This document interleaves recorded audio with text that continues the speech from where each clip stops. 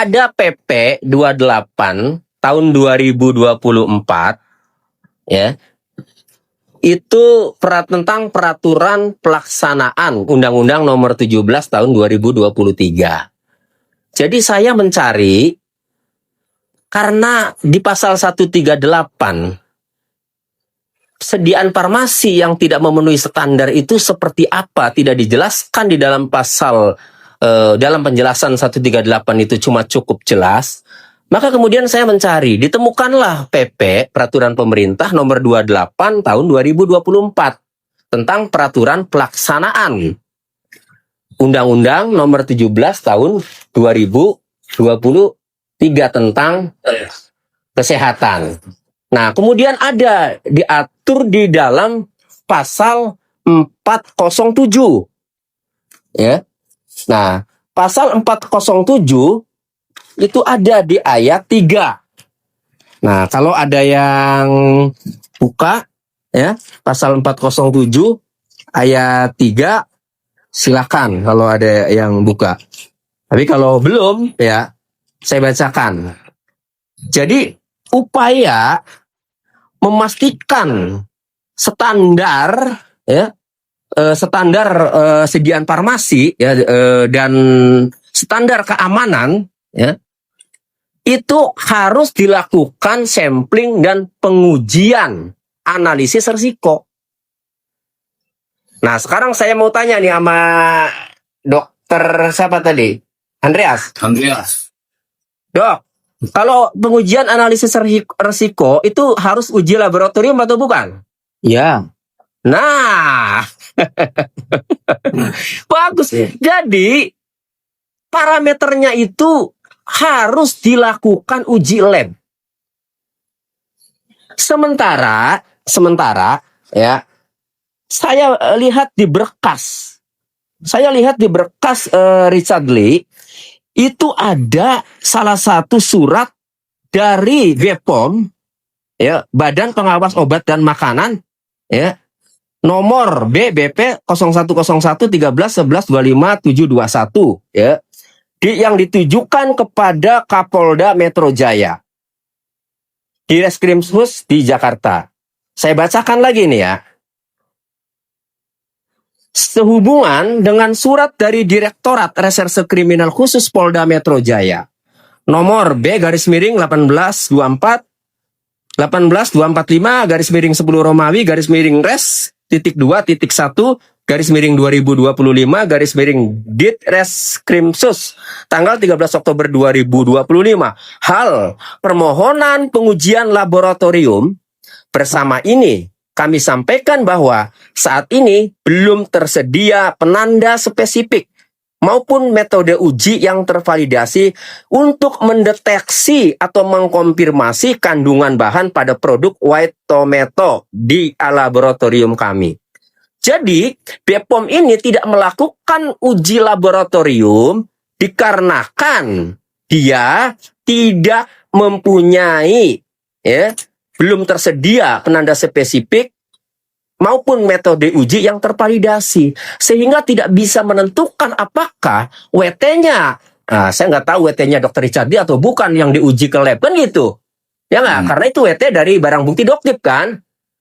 Nah, sehingga WT tomato itu ya belum bisa ditentukan mengandung tomat putih atau tidak bisa dideteksi. Nah, berarti jika demikian sama saja laboratorium BPOM ini tidak melakukan uji laboratorium. Nah, kalau tidak melakukan uji laboratorium, sementara penjelasan dari pasal 407 ayat 3 PP 28 tahun 2024 mengenai sediaan farmasi yang tidak memenuhi standar tadi harus dilakukan lab, sementara tidak di lab. Lalu siapa lagi yang akan menjelaskan bahwa WT yang barang bukti tersebut tidak ada kandungan tomat putihnya? Siapa yang berani menerangkan? Ayo. Tidak ada nanti. Iya, BPOM aja nggak melakukan. Ya, lalu Doktip jawab gini. Itu kan PP 2024. Kan Richard Lee 2023 belinya. Surat dakwaan itu 12 Oktober 2024. Saya bilang, ini Oktober 2023 awal. 2024 awal. PP 28. Nah, baru kan dia diam. Tahu tidak? Pertanyaan saya, tahu tidak saksi? Tidak tahu, ya sudah. Kan itu. Jadi tidak bisa hanya gara-gara melihat promosi ada kandungan tomat putihnya, kemudian di label tidak ada kandungan tomat putihnya, itu melanggar undang-undang kesehatan, dipidana dengan undang kesehatan pasal 435 junto 138. Itu nggak bisa, saya bilang. Tahu tidak saksi? Saya bilang. Tahu. Lah kalau tidak tahu, kenapa saksi menjawab dengan tegas nomor 13? Dengan cara bagaimana pelaku melakukan tindak pidana, dengan cara mengganti label, dengan cara mempromosikan ada tomat putihnya, ternyata di labelnya nggak ada. Kok nggak tahu tapi kok menjawab tindak pidana dilakukan seperti apa? Menjawab seperti itu. Karena jawaban saksi itu, kalau dianalogikan tindak pidana penganiayaan, pertanyaannya penyidik begini, bagaimana pelaku melakukan tindak pidana? Maka tuh, seolah-olah tahu melakukan tindak pidana, saya bilang. Nah ini juga sama. Kalau ditanya dengan cara bagaimana, kemudian saksi tidak tahu, tetapi menjawab. Seolah-olah mengerti, kan gitu. Udah Boleh tuh. bertanya nggak Pak Tony? Nah, belum puas, sabar. Tunggu, aku mau tanya dulu. Kerjanya kayaknya kalau Bepom bersangkutan nonton deh, beneran. Makanya, naik banget. Pak Tony, udah aku mau naik tanya lagi nih yang sekarang. nonton. Tadi sempat turun. Ya, Aku mau tanya Pak Tony. tapi Bepom gini ya. sendiri, Gini, Bepom- saya jelas, saya rampungan dulu pertanyaan Dokter Ya. Andreas ya. Biar enak. Ya. Nah, jadi gini, dilihat dari unsur pidana, ya, gambarannya nih Dokter Richard Lee. Dilihat dari unsur pidana, terlepas barang bukti itu milik Dokter Richard Lee atau bukan, tetapi kalau parameter berdasarkan PP 28 2024 pasal 407 ayat 3 harus dilakukan oleh dulu guna memastikan tadi memenuhi standar atau tidak, maka unsur pidana undang-undang kesehatan ini tidak akan terpenuhi. Apalagi nanti ada pembuktian selanjutnya. Ya. Pembuktian selanjutnya sebenarnya pembuktian sebelumnya ya, sebenarnya nih. Baru unsur pasal. Pembuktian sebelumnya apa yang harus didahulukan? Barang bukti yang ada di meja hakim yang ditunjukkan oleh jaksa, yang dicantumkan dalam daftar barang bukti dalam surat dakwaan, apakah benar milik Richard Lee? Doktip membeli dari Gerabah Shop saudara Arman pada tanggal 12 Oktober 2024. Kemudian Doktip juga itu membeli WT ya. Nah, Doktip kemudian membeli Riboskin ya melalui akun di Tokopedia ya, melalui akun Raisel Shop itu dari saudara Suyanto. Hanya itu yang bisa Doktip buktikan, membelinya dari Gerabah Shop dan Raisel Shop, di mana pemiliknya adalah Arman dan Suyanto. Tidak bisa membuktikan ke Richard Lee. Kalau mau membuktikan ke Richard Lee, berarti Arman harus datang, Suyanto harus datang. Arman harus menjelaskan bahwa belinya dari Godeskin Athena, Richard Lee, kan gitu. Suyanto harus menjelaskan. Sementara Suyanto ya mendengar perdebatan, mendengar pertarungan sengit di persidangan, saya dapat kabar Suyanto meninggal dari jaksa. Wah, makanya Pak Tony hati-hati. Ya kan meninggal katanya. Ya terlepas benar atau tidak kan informasi dari jaksa seperti itu. Nah, Arman juga ya, Suyanto itu pernah saya ngomong di infotainment mana ya, saya ngomong gini, kalau Suyanto datang, saya bilang ini bisa diseret. Kenapa? Karena kalau memang benar ya nanti Suyanto dapat membuktikan beli dari Godeskin, itu belinya di 2023.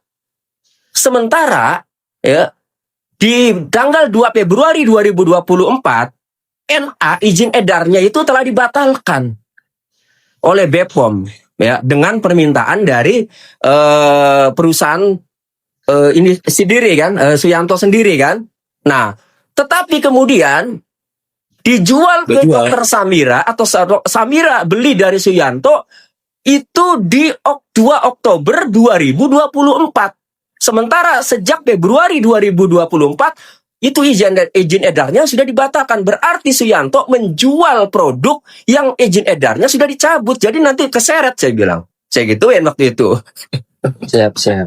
Nah, jadi mengenai barang bukti saja ini putus pada Doktip ya. Doktip beli dari Graba Shop dan Raisel Shop, yaitu saudara Arman dan Suyanto. Nah, kecuali Suyanto dan Armannya datang, mungkin apakah dia bisa menjelaskan dan bisa membuktikan bahwa belinya dari Athena, kan gitu. Taruhlah bisa terbukti dari Athena. Tetapi kembali kalau mau dikenakan pasal 435 Junto 138 sebagaimana dijelaskan di PP 28 2024, tetap harus dilakukan lab. Itu untuk WT. Bagaimana standar keamanan? Standar keamanan juga sama. Kalau Rebeskin itu Doktip kan ngomong, ini kan jarumnya nggak ditutup apa? Ya kalau jarumnya nggak ditutup, kemudian itu merupakan tidak memenuhi standar keamanan, diatur di mana? Iya nggak bisa jawab juga kan? Itu. Bukan pengacara Pak Tony, Suyanto itu manusianya ada, bisa dipanggil. Kalau di BAP ada nih, ya. Kalau kan saya ini jadi pengacaranya Richard Lee kan tentu BAP waktu di kepolisian kan diambil semua kan, ada kan. Nah di BAP itu ada, kalau di BAP ada dan ada tanda tangannya ya berarti manusianya ada, Bu, kan itu. Cuma persoalannya dia datang atau tidak ya kita tidak tahu kan. Kalau saya sih mau datang mau tidak ya nggak ada masalah kan itu, karena ini mengungkap kebenaran kan itu. Nah mengungkap kebenaran dalam arti meskipun nanti datang semua kemudian terungkap lah bahwa ujung-ujungnya ya misalnya beli dari Athena, dari Godesin, nggak ada masalah. Tinggal bagaimana penerapan pasal 435 Junto 138 Undang-Undang Kesehatan itu, kan itu. Itu aja kan. Nah, kemudian bagaimana relabeling, repacking? Kan itu yang terjadi kan sebenarnya, ya nggak? Nah, kalau relabeling, repacking, ya kan begini. Ada peraturan BPOM juga nomor 28 tahun 2024 ya yang mengatur tentang penandaan dan promosi. Nah, kemudian di pasal 1 angka 2-nya dikatakan promosi itu harus objektif. Promosi itu harus sesuai dengan ada yang di label, kan gitu. Lalu bagaimana kalau promosi tidak sesuai dengan yang di label? Misalnya di label tidak ada kandungan whey tomato. Kemudian promosinya, produk ini mengandung whey tomato loh, kan gitu. Itu kan berarti promosi tidak sesuai yang di label. Kan itu. Nah, lalu apa sanksinya? Diatur di pasal 21. Sanksinya sanksi administratif. Apa sanksi administratif itu? Sanksi administratif itu izin edarnya dicabut atau dibatalkan, produknya dimusnahkan atau dikembalikan ke pabrik, kemudian dimusnahkan, diketahui oleh pejabat BPOM. Itu setelah dilakukan oleh para produsen, baik WT ya terutama, whey tomato. Udah dilakukan. Gitu loh. Nah, jadi sanksi administratif itu sudah selesai dilaksanakan, sudah selesai dilakukan oleh produsen, dalam hal ini dari produsen whey tomato. Kenapa saya katakan ini produsen? Karena yang mempunyai izin edar yang mengurus ini bukan Godeskin ya, tetapi produsen whey tomato ini PT Imetco Jaya yang di Serang, Banten. Itu. Nah, jadi mau pakai undang-undang kesehatan pun harus dilakukan uji lab untuk menentukan ini tidak memenuhi standar atau tidak. Lalu kalau mengacu ke relabeling ada penandaan, relabeling dan atau promosi yang tidak sesuai label atau penandaan. Nah, satu lagi yang belum saya jelaskan. Penandaan itu adalah suatu penandaan yang tidak mempengaruhi suatu keterangan ya, yang tidak mempengaruhi kualitas kosmetik atau kualitas sediaan farmasi. Nah, yang terjadi kalaupun ini benar produknya Richard Lee, penandaan labeling itu kan tidak mempengaruhi kualitas. Kualitas tetap dari pabriknya memang seperti itu kan, hanya ditambah label dengan tulisan whey tomato. Nah, bagaimana sanksinya jika kemudian, nah di dalam peraturan BPOM, jika ada penandaan yang tidak mempengaruhi komposisi atau tidak mempengaruhi isi kosmetik atau isi isian farmasi, maka dilakukan registrasi variasi namanya. Didaftarkan lagi tuh NA-nya. Memang benar peraturan BPOM-nya begitu. Nah, lalu pertanyaannya, apakah didaftarkan lagi? Memang tidak. Lalu bagaimana kalau tidak? Nah, berarti kalau didaftarkan lagi, NA-nya harusnya berarti ada 2. WT, izin edar, NA itu izin edar ya. NA-nya, izin edarnya ada 2. Izin edar yang pertama bernama WT, izin edar yang kedua yang sudah ada tulisan penanda, penambahan penanda, yaitu ada tulisan Wetometo. Dilakukan atau tidak? Tidak. Lalu apa sanksinya? Sanksinya tetap saja administratif. Gitu loh. Administratif itu apa? Tadi dicabut lagi, dimusnahkan. Bukan ke pidana. Karena kalau pidana udah diatur tadi di pasal 435 Junta 138, penjelasan 138-nya diatur lebih lanjut di PP 28 tahun 2024 pasal 407 ayat 3. Harus dilakukan uji lab. Titik. Oke, sudah titik ya, Dokter Andreas puas? Ya, oke. Aku mau lanjutkan ini, Pak Ton. Ini ada wanita yang mau bertanya. Ya, jadi cukup jelas, cukup lengkap seperti yang dijelaskan oleh Pak Tony ya. Bahwasanya di sini kan yang di dalam dakwaan itu kan pasal 138 435 ya. Pasal 138 tadi kan terkait tentang memproduksi, mendistribusikan dan memperdagangkan sediaan farmasi sesuai dengan standar mutu, keamanan, khasiat dan kemanfaatan. Nah, kita balik ke PP-nya, Pak Ton. Di dalam PP-nya kan PP 28 2024 tentang bagaimana teknisnya di dalam Undang-Undang 17 2002. Ya, memastikan mutu sesuai standar ya. Kemudian di situ bukan serta merta ketika ada produk yang tidak ada izin edarnya itu kan menjadi standar tunggal. Standar tunggal untuk dia tidak izin edar berarti bukan serta merta bisa dipidana gitu maksudnya. Iya Pak. Gitu Pak Tony. Karena memang di dalam PP 28 2024 itu kan ada ya di pasal 402 kalau nggak salah sampai 405 itu dia tidak mengacu pada standar tunggal. Tergantung dari produknya. Untuk kemudian bisa dilihat dari kan ada alat kesehatan. Ya, benar. Yeah. Nah, di situ kan kita harus melihat mutu, kemanfaatan dan ininya ya, khasiat lah. Nah, contoh saya memberikan contoh kepada teman-teman semuanya. Ketika ada seorang dokter berpraktek di suatu tempat, kemudian ada sediaan farmasi termasuk obat-obatan. Karena kita tahu ya, sediaan farmasi itu obat-obatan, suplemen, kosmetik dan lain sebagainya ya. Pak Tony, kita sepakat ya itu ada aturan di dalam undang-undangnya.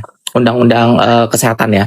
Nah, untuk kemudian ada pasien datang dengan ibu hamil. Ibu hamil ini mau diberikan oleh dokternya, oleh dokter spesialis kandungan atau dokter umum yang sedang bertugas memberikan resep yang namanya zat besi FA. Contoh seperti itu. Nah, ternyata di dalam zat besi di dalam kemasan obat tersebut dia sediaannya 100 tablet di dalam satu botol untuk kemudian di-repacking nih.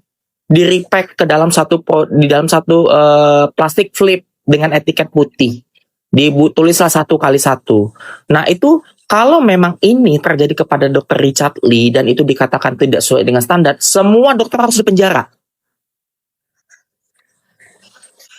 Kalau memang hanya itu saja acuan mereka atau acuan dari APH ini, sehingga mereka harus mempelajarin, tidak serta merta semuanya yang tidak berizin edar kemudian masuk pidana karena sudah ada aturan lainnya. Karena kasihan nih Dr. Richard Lee dijadikan terdakwa, ditahan, tapi mereka tidak memahami hal ini sampai makanya gini Dok. Maka pertanyaan netizen yang di medsos saya baik di TikTok, di YouTube ya. Maka pertanyaan netizen begini, tapi kok kenapa Dr. Richard Lee jadi tersangka bahkan sampai ke persidangan? Kan begitu jadi pertanyaannya. Kalau aturannya sudah jelas sejelas ini kan gitu. Betul. Nah, maka saya jawab berdasarkan surat dakwaan ya, itu ada ahli yang menerangkan. Ya, di antaranya adalah ahli Rugun Clara Samosir, S.Farm, berarti sarjana farmasi ya, Dok ya. APT. Nah, di sini mengatakan bahwa ya nomor izin edar, Gugun ya, nomor izin edar kosmetik kita objektif ya, nggak apa-apa, versi dari penyidik pun kita sampaikan, nanti kan kita bedah kan, ya. Nah, ahli Rugun Clara Samosir Spam APT ya mengatakan bahwa nomor izin edar kosmetik mengikat dengan informasi nama kosmetik, pemilik nomor notifikasi, produsen, komposisi, dan informasi lainnya. Sehingga perubahan nama pada produk kosmetik tidak boleh menggunakan nomor notifikasi lama dan harus didaftarkan dengan nomor notifikasi baru.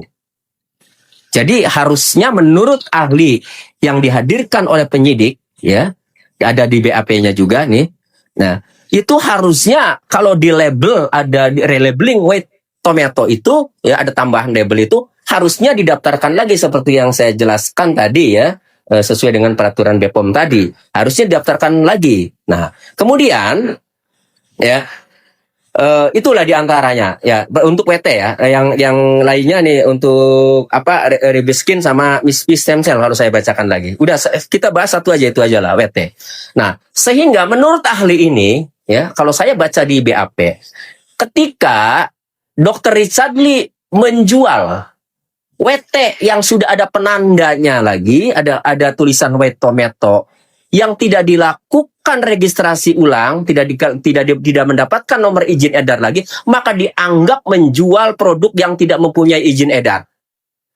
Lalu ditanya lagi oleh penyidik, apa sanksinya jika demikian? Sanksinya pasal 435 junto 138, Wah, menjual ngaco. persediaan farmasi yang tidak memenuhi standar. Itu jawaban ahli. Itulah yang Ngaco. membuat Richard Lee ditetapkan tersangka dan disidang sampai sekarang. Itu ngaco, Pak Tony. Nah, Sangat ngaco itu. bukan saya ya yang ngomong ngaco nih. Butuh belajar lagi untuk mentafsirkan suatu undang-undang. Makanya ahli Rugun Samosir, kalau Anda dengar siap-siap nanti saya cecar di persidangan. Benar, Kalau datang. benar. Aku setuju itu Pak Tony, karena nggak seperti itu. Nah, kalau itu dia berdasarkan situ, sementara di dalam ini ya, di dalam 138 itu tidak ada tertulis harus ada izin edar, tidak ada tertulis seperti itu. Tapi sesuai standar mutu keamanan dan kemanfaatan dan diatur dalam PP. Bukan ada izin edar, bukan seperti Ya. itu, ngaco itu. Jadi kan ini menjawab pertanyaan netizen ya. Netizen tuh banyak. Lalu kenapa kalau aturannya sedemikian, kalau barang buktinya juga nggak jelas kan gitu.